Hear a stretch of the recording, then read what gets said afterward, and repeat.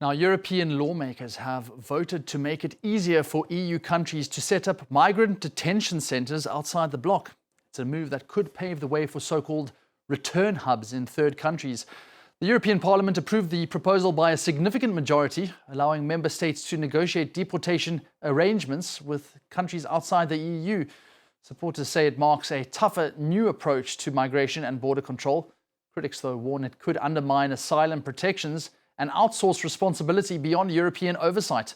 This all comes as several EU states are already exploring deals with African countries.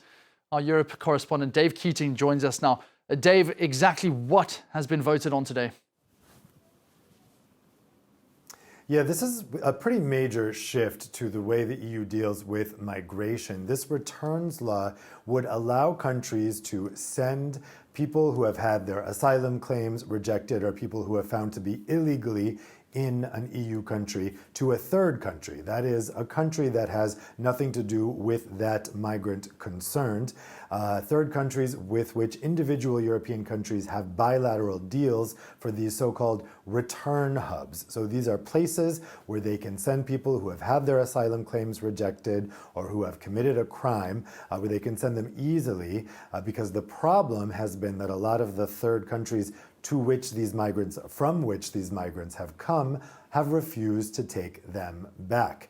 This would also make it harder for migrants to appeal the decisions to reject their asylum claims, and also, most significantly, it would no longer mean that their deportations are suspended while they appeal the decision. There were lots of stories of migrants staying for years and years in EU countries, moving between EU countries even, while their asylum claims were being processed.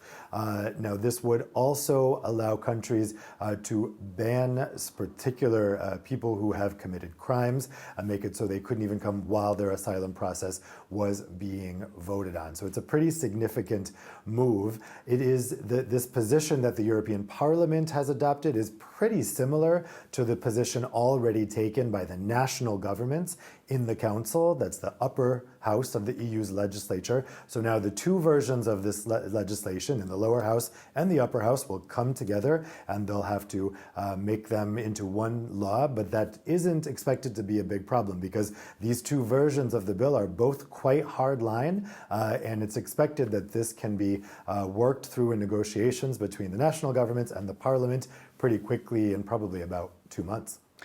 And once again, we're seeing, Dave, the narrative being driven by the right forming an alliance with the far right.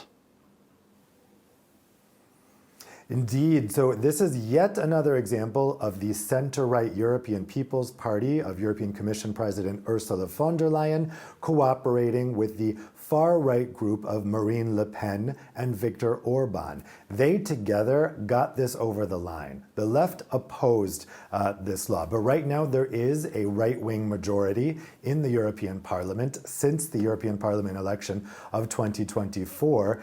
At first, von der Leyen's EPP said they weren't going to cooperate with the far right, but that taboo has basically been shattered. They are routinely voting with the far right now, and this is another instance of it, because the center left, the liberals, the far left, the Greens, they all voted against this. Now, there were defectors within the center left. For instance, the party of Mette Frederiksen, who is technically on the center left, but takes a very hard line on migration. Not surprisingly, her MEPs voted for this. We also had some liberal MEPs, for instance, the liberals from Germany. But on the whole, this was a right-left divide in the parliament, and this would not have passed today without the cooperation between von der Leyen center-right and the far right of Marine Le Pen. Dave Keating, thank you so much for just laying that out for us there after that landmark vote in the European circles.